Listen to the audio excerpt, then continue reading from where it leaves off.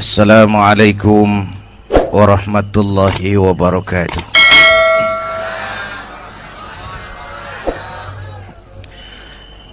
Alhamdulillahi wa kafa.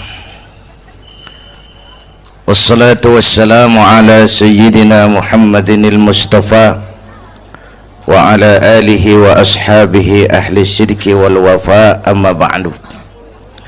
Para ulama yang saya muliakan, hadirin hadirat yang saya cintai, alhamdulillah malam ini kita sudah banyak mendapat mutiara-mutiara yang sangat berharga yang baru saja disampaikan oleh Bang Haji Roma Irama. Saya yakin besar manfaatnya buat kita semua. Mudah-mudahan apa yang kita dengarkan bisa kita amalkan. Saudara-saudara, sekarang ini banyak orang bisa memberi contoh, tapi sedikit orang bisa menjadi contoh. Ngasih contoh mah gampang, jadi contoh susah. Karena beliau manusia. Laqad ja'akum rasulun min anfusikum. Kalau kambing disuruh nyontoh ayam, yang nyuruh nyontoh kagak punya pikiran, ya kagak level. Kambing mah nyontohnya kambing, kebo nyontohnya orang, nyontohnya orang. Makanya Nabi kita orang, bukan malaikat, bukan jin, bukan dewa, manusia. Kalau manusia disuruh nyontoh manusia, itu perintah masuk akal, predispositionnya sama. Kalau disuruh nyontoh malaikat mah ribet kan. Malaikat bagaimana nyontohnya, dia mah tidur kagak, makan kagak, sama duit budek, sama perempuan kagak open, lah susah nyontohnya. Ya, Superman tuh biar hebat nggak bisa dicontoh Superman, bagaimana terbangnya, lagian pakai celana dalam di luar ban, nggak bisa dicontoh Superman mah. Nabi kita manusia utuh, cuman sungguh pun manusia kualitasnya beda. Ini namanya basyarun la kal basyari, manusia memang, tapi jangan samain, bobot bibitnya beda. Contoh, kita nih manusia, kita tidur. Nabi kita manusia, beliau tidur. Tidur Nabi, tidur mata doang, hatinya nggak pernah tidur. Tuh bedanya sama kita tuh. Tidur kita keblek, asal tidur habis-habisan. Lagi, kita manusia, kita keringetan. Nabi kita manusia, keringetan. Keringet Nabi harum wangi, bau minyak kasturi, zaman belum ada parfum. Keringet kita udah rasain aja masing-masing dah, jangan pakai dikebet udah. Contoh lagi, kita nih manusia nih, kita beludah nggak? Nabi kita manusia, beliau juga beludah. Ludah Nabi obat, ludah Nabi. Itu kan waktu mau hijrah kan sama Sayyidina Abu Bakar, sampai di Gua Sur, Sayyidina Abu Bakar bilang, saya turun duluan ke gua ya Rasul. Ngapain? Bersihin gua, takut ada binatang berbisa. Silakan turun. Sayyidina Abu Bakar bersihin gua, bener tuh, tangannya digigit kalajengking, sakit, ngebet, bengkak. Kalajengking Arab, ya emang di Arab kejadiannya. Gua heran nyaut aja bener. Ditahan aja, udah aman ya Rasul, silakan turun. Lama-lama dalam gua berduaan kelihatan juga Sayyidina Abu Bakar mukanya pucat. Nabi tanya, mabalu kayak Abu Bakar? Abu Bakar kenapa? Nggak apa-apa. Berat meninggalkan Mekah? Enggak. Malas hijrah ke Madinah? Enggak. Takut diubur-ubur Quraisy? Orang kata enggak, itu mah enggak. Loh, kenapa muka kamu pucat? Tangan digigit kalajengking. Ngapa nggak ngomong dari tadi? saya nggak mau nyusahin Tuhan ya Rasul. Biar saya tahan, asal jangan nyusahin Tuhan. Ah, jangan begitu kau. Sini tanganmu, diambil sama baginda Nabi. Bismillahirrahmanirrahim. Cuh, diludahin, ringkes, sembuh saat itu juga. Ludah Nabi. Pengen tahu kita yang ludahin, bengkak campur koreng. Satu tuh alasannya kenapa Nabi dijadikan contoh, karena manusia, kalau manusia disuruh nyontoh manusia pasti bisa dong ya. Nah, yang kedua, karena tadi kata Bang Haji Oma, pribadinya itu pribadi yang multidimensi. Mau nyontoh apa? Pak, saya ini pengusaha Pak. Nabi umur 9 tahun udah ke Syria tuh dagang lintas negara Syam. Saya jenderal Pak, Nabi mimpin tentara di medan perang Mas. Saya mau balik Pak, Nabi dakwah Bung. Saya guru Pak, Nabi ngajar Mas. Innama bu'istu mu'alliman, aku diutus sebagai guru, guru umat, guru bangsa. Saya politisi Pak, Nabi diplomat ulung Bung.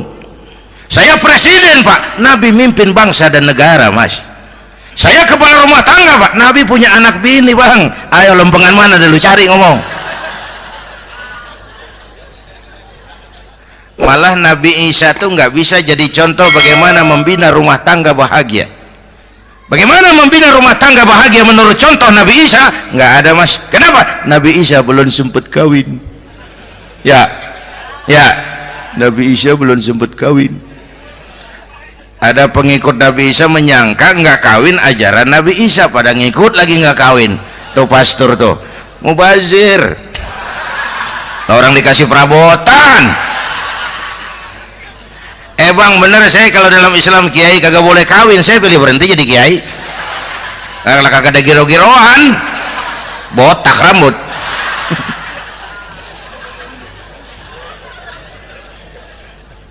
Makanya Bang Haji Umar cerita poligami saya girang banget tadi. Bukan yang ngomong ahlinya soalnya.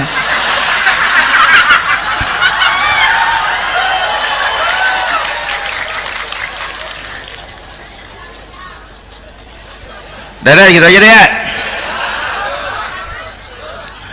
Nah, kata Imam Busair nih yang dahsyat, ka'annahu wa huwa fardun fi jalalatihi fi askarin hina talqahu wa fi hasham. Sepertinya kehebatan Rasulullah itu sama, baik sendiri maupun di tengah tentara. Artinya begini, orang hebat banyak, tapi yang hebat di mana-mana susah nyarinya. Baginda Rasul ini lagi duduk hebat, lagi jalan hebat, ada di pasar hebat, lagi di masjid hebat, di medan perang hebat, di depan anak-anak hebat, di mata musuhnya hebat, di depan sahabatnya hebat, di mata istrinya hebat, di mana-mana hebat. Lah susah nyari orang begini Bang ya. Kita mah hebat juga setempat, di kantor hebat, sekantor orang diomelin. Di kantor, pulang ke rumah dikeplak sama bininya diem aja. Ini di depan bininya dia kagak hebat dia mah.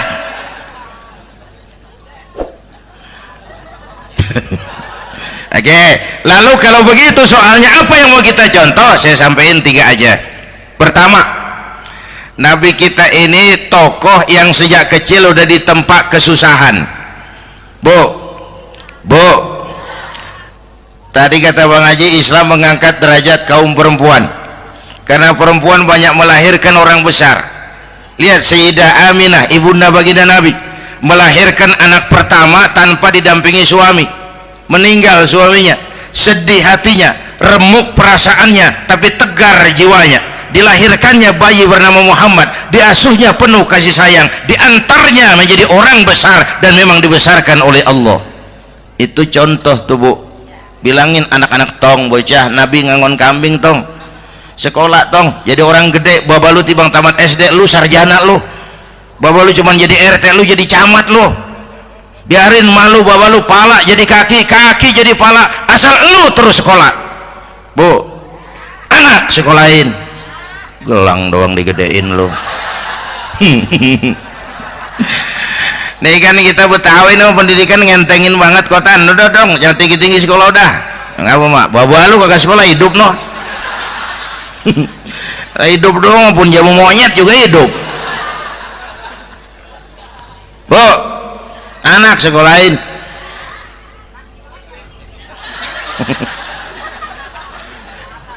Mahatma Gandhi, kecilnya begeng ceking cacingan liatim, emaknya tuh Gandhi sekolah nak, Gandhi belajar nak, Gandhi jadi orang besar nak, kalau perlu belajar ke Inggris biar Inggris menjajah kita, gak apa-apa kau sekolah ke Inggris tapi jangan jadi Inggris nak, jangan pacaran sama bule, jangan sentuh minuman keras, Gandhi jadi orang besar. Mahatma Gandhi tumbuh karena dorongan emak. Mak udah yatim. James Watt Kang Bandrek emaknya tuh yang dorong tuh jadi orang besar. Belum lagi perempuan yang jadi besar. Di Indonesia ada Kartini, di Jawa Tengah ada Dewi Sartika, di Jawa Barat Dewi Sartika, di Bengkulu ada Fatmawati Soekarno sang penjahit bendera merah putih, di Aceh muncul Laksamana Malahayati, disusul kemudian oleh Cut Nyadin, baru kemudian muncul Cut Koko, Cut Meme, Cut ya udah tak cut lain dah.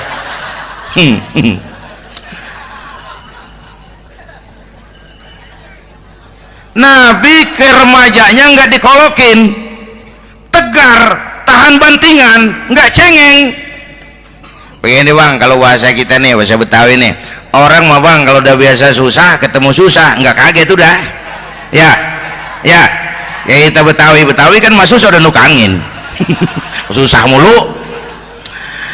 Saya santri nih biasa makan kangkung, datang ke rumah temen dikasih kangkung, makanan gue ini mat, dikasih daging ayam lah nambah, emang apa? Orang mah kalau biasa susah enak nggak kagetan. Saya santri biasa tidur di masjid, disuruh nginep di hotel lah pules nggak? Tapi yang biasa tidur di hotel suruh nginep di masjid encok. Makanya kemarin tuh waktu menteri-menteri baru dilantik tuh saya ngarepin tuh mudah-mudahan nih menteri ini begitu dilantik bacaannya nawaitu sauma godin. Lu pada niat puasa dulu dah, entaran. Puasa kan bukan kagak boleh, nunda doang, nunda puasa mah. Tempe boleh maghrib, tahu boleh maghrib, air kelapa boleh maghrib.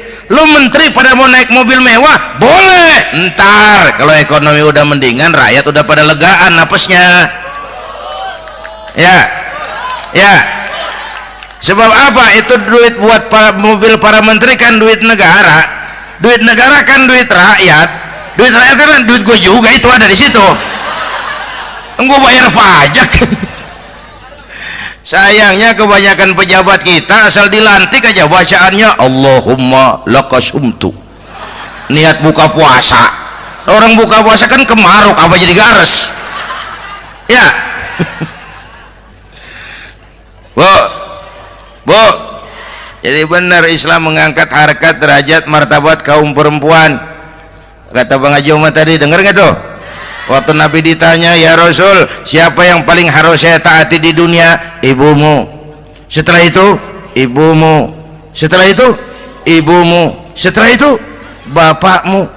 Ibu 3 kali disebut, bapak. Coba pikirin, ibu 3, bapak 1 bapak. Ini bagaimana ngitungnya jadi? Ini jadi kerok begini nih ngitung nih.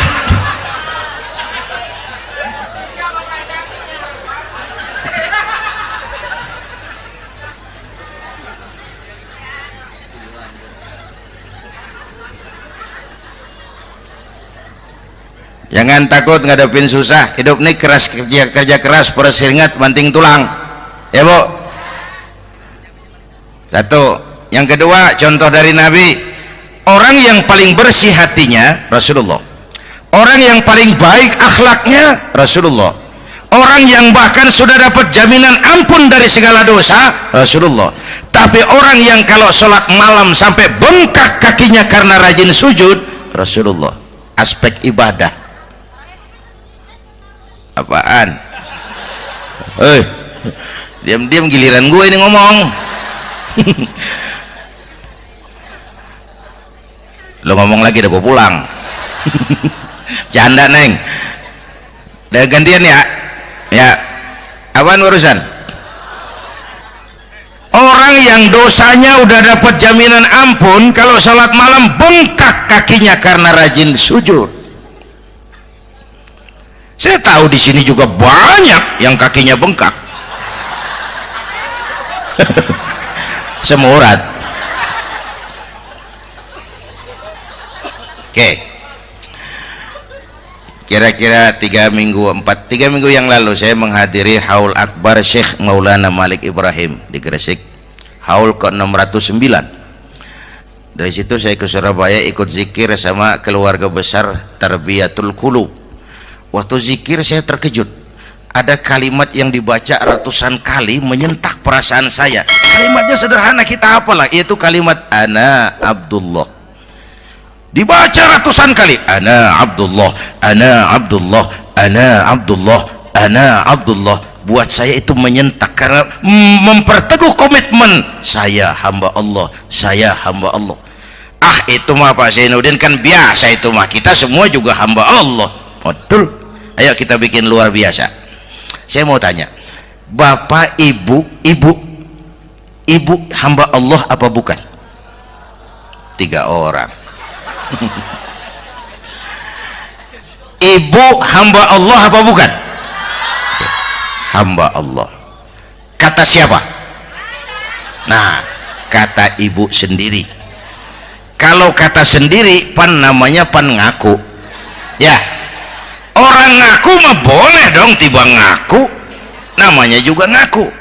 Cuman diakuin apa enggak kita pan belum tahu. Ngaku mah murah, diakuin mahal. Ya, yang gampang dah. Ibu kenal sama Presiden SBY? Kenal. Presiden SBY kenal sama ibu? Loh ngaku, loh ngaku.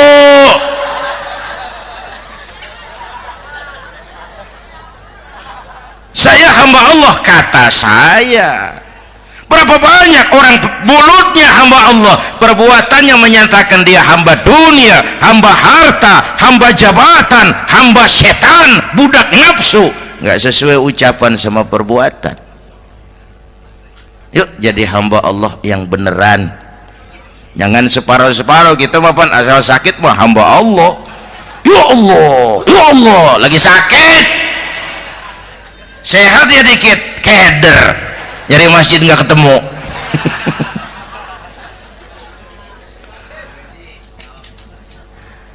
Apalagi kata Bang Haji tadi nih, kita nih kan zaman entertain nih.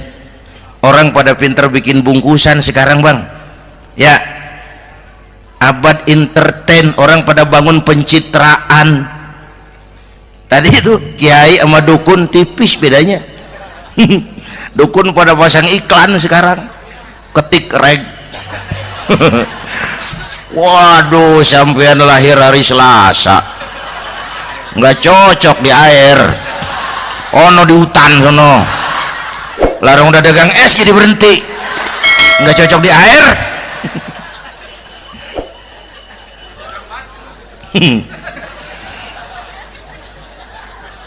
Bu, di zaman ini siapa pakai apa, siapa mau jadi apa, kagak urus nih. Bapak Ibu hadirin yang saya hormati, dan masyarakat kita ini kayak daun kering. Tahu daun kering? Gampang dikumpulin, susah diikat, berisik, gampang dibakar. Loh, daun kering. Penyakitnya kutil, kurang teliti. Cepat heran, gampang kagum. Cepat heran, gampang kagum. Dulu ada tuh satu hari tabrakan di jalan kenceng, buah, korban jatuh belepotan darah, dikerubungin orang banyak. Datang wartawan mengambil gambar dari dekat, susah, orang banyak bener ngerubung, cari akal nih wartawan. tolong saya dikasih jalan ke dekat korban. Orang nengok semua, saudara siapa? Saya bapaknya korban, katanya. Dia ngaku bapaknya korban. Ya orang minggir semua, minggir, ini ada bapaknya korban. Orang minggir semua, dia maju ke depan korban. Sampai di depan korban pucat mukanya tuh wartawan. Kenapa? Yang ketabrak anak monyet, Pak. Dia udah kedongan ngaku bapaknya korban.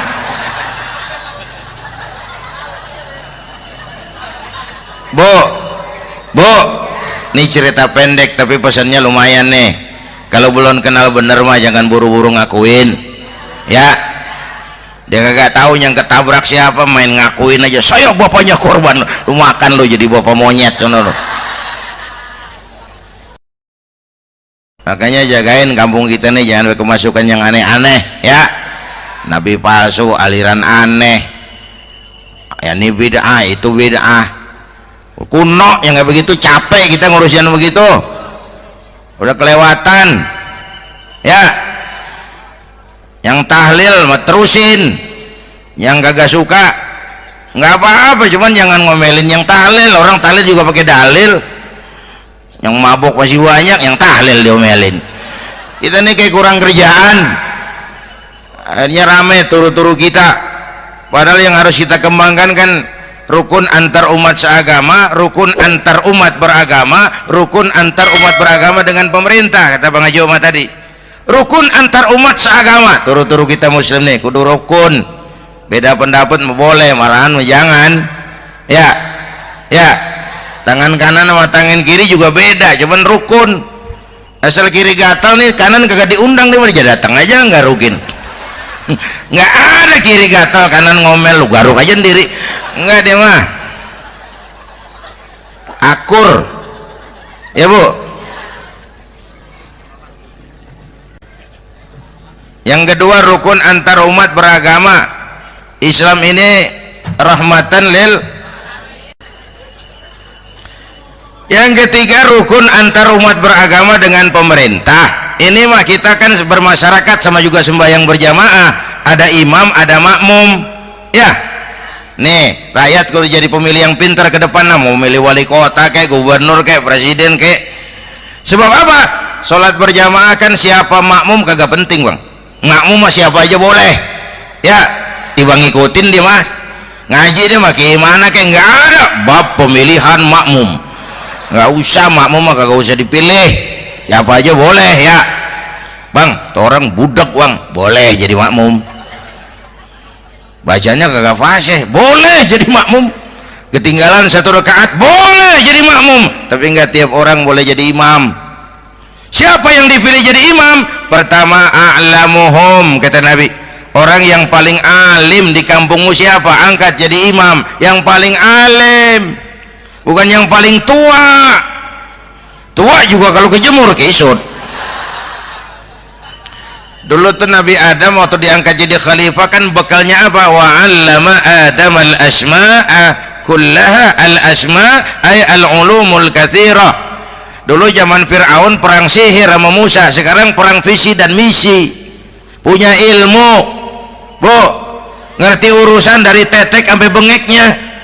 Kalau ngikutin imam yang alim pan enak, bisa dipertanggungjawabkan. Hati-hati milih pemimpin, maksudnya, Bu, jangan terjebak oleh penampilan. Emas pasti kuning, bener? Apa semua yang kuning pasti emas? Udah paham dulu. Ustadz, kenapa? Di kampung saya ada dua orang alimnya sama. Yang mana yang jadi imam? Afsahuhum, yang lebih fasih lidahnya. Yang satu alim pelok, yang satu alim kagak pelok. Nah, yang kagak pelok suruh jadi imam. Kenapa? Nggak sah orang fasih bermakmum kepada imam pelok. Ustadz, imam pelok, makmum pelok semua. Sah, namanya kampung pelok, biarin, susah diurusin udah itu. Apa sih artinya fasih? Yang enak deh, nyambung. Pegel kalau punya pemimpin kagak nyambung sama rakyat, ya. Rakyat mau yang ngidul dia ngalor, rakyat mau yang ngulon dia ngetan, lah kan capek rakyat, kagak nyambung. Makanya kalau jadi imam pesan Nabi, idza amma ahadukumun nas falyukhaffif, kalau kamu jadi imam ringankan sholat kamu. Itu makmum nggak sama kekuatannya, jangan panjang-panjang. Kalau jadi imam kudu tahu keadaan makmum. Tuh makmum ada yang udah tua rentak, diri aja udah gemeter, ada yang punya darah tinggi, kalau sujud kelamaan palanya ngebet, ada yang udah janji tuh makmum habis sembahyang mau terima duit. Kalau imam kelamaan kalau saudara makmum ya nyambung.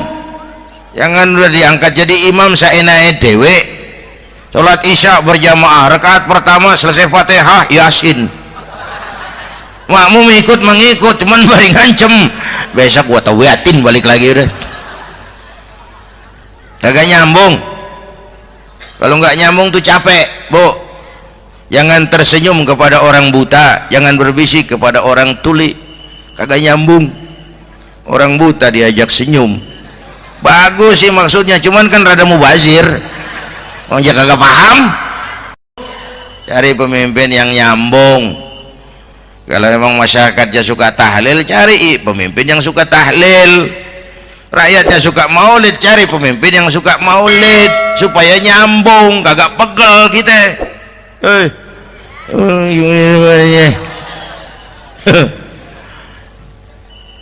Bapak Ibu hadirin, saya balik urusan kita. Nyontoh Nabi ibadahnya luar biasa. Bu, kita ini perlu Allah. Kita ini perlu Allah. Semua kita perantau di bumi Allah ini. Perantau pasti pulang.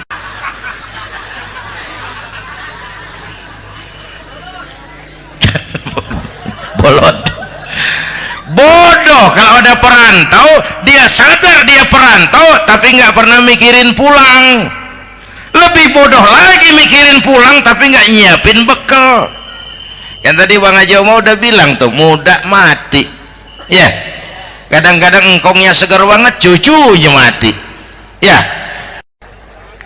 Perantau mah mesti pulang. Sini mah kita ngendon doang, ngendon taran. Mula-mula pan Bang, kita mah tinggalnya jauh di alam arwah, dari sana pindah ke alam rahim, alam kandungan emak nih. Pernah tinggal di situ 9 bulan tuh, ada yang 2 tahun, yang keluar udah kumisan, kelamaan ngetemnya itu. Dari sisi ini mau pantas ibumu, bapakmu, karena alam rahim fisik dan psikis emak lebih capek dari kita bapak. Kita mah orang laki mah, kita mah pan investor gitu mah, nanam modal doang. Yang ngolah pabrik kan emak tuh ya mak. Pabrik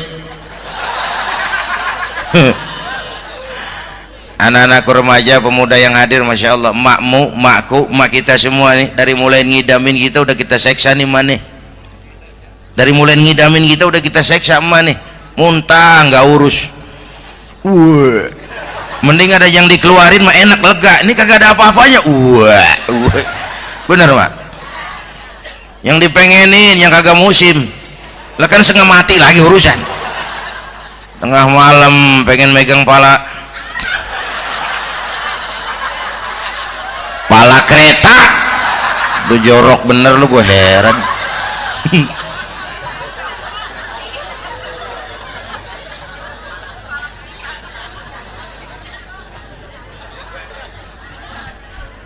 Bapak Ibu hadirin, yang ketiga terakhir, contoh dari baginda Nabi, modal utama perjuangannya adalah akhlak. Memperbaiki akhlak, pakai akhlak. Rasulullah ngajak, bukan ngejek. Rasulullah merangkul, bukan mukul. Rasulullah pakai argumen, bukan pakai sentimen. Tujuannya adalah kebenaran, bukan menang-menangan. Prinsip dakwahnya basyiru wala tunafiru, yassiru wala tu'assiru. Gembirakan orang, jangan ditakut-takutin. Mudahkan urusan orang, jangan dibikin sulit. Di masyarakat memang mendingan rakyat rendah berakhlak tinggi daripada pejabat tinggi berakhlak rendah. Dulu tahun 50-an orang kita kalau pergi haji ke Mekah 6 bulan. 6 bulan tuh orang udah pada lupa aja baru pulang 6 bulan. Orang yang ada cuman kapal laut Mekah Madinah onta, banyak rampok lagi di gurun pasir Baduy itu. Dulu orang tua kita belajar manasik, kalian belajar silat. Sekarang karena kemudahan kemajuan ilmu menciptakan Boeing memotong waktu 5 bulan, orang pergi haji cukup sebulan. Bapak Ibu hadirin yang saya hormati, oleh karena itu menjaga nilai-nilai akhlak itu penting. Kepada siapa kita harus berakhlak? Pertama, kita harus berakhlak kepada Allah. Bagaimana caranya? Jangan menyekutukannya dengan sesuatu pun. Yang kedua, jangan menyembah kecuali hanya kepadanya. Yang kedua, kita harus berakhlak kepada sesama tadi itu. Yang ketiga, kepada lingkungan. Saya dulu masih zaman ada almarhum kakek saya, engkong. Kampung saya banjir, air masuk ke rumah. Saya teriak, "Kong, banjir Kong!" Engkong saya ketawa, "Biarin, bukan salah air." Habis, salah lu. Salah kita bagaimana Kong? Lah lu tempat air lu tempatin. Yang punya tempat datang ya kagak ngerti, ini tempat gua, ini di sini nggak pada lu, lah banjir. Engkong saya nggak makan bangku sekolahan, tapi wise Pak. Air kan bukan musuh, air kan teman kan kudu punya tempat. Lalu kagak punya tempat, pantas kemana dengan ayam, banjir. Ya, dulu saya remaja ngaji babul istinja, kiai ngajar makro buang air kecil di tanah berlubang. Saya tanya, kenapa makro kiai? Pertama, untuk alasan kesehatan, siapa tahu di lubang yang kamu kencingi ada gas beracun. Kalau tidak kiai, kalau tidak maka artinya melindungi binatang yang ada di dalam lubang. Siapa tahu di lubang yang kamu kencingin ada semut sedang rapat membahas laporan Susno 2Ji, apa dosanya lalu mati dikencingin. Ini namanya rahmatan li semut.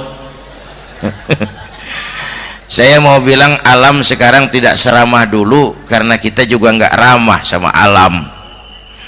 Bapak Ibu hadirin yang saya hormati, padahal watak Islam rahmatan lil alamin. Inilah barangkali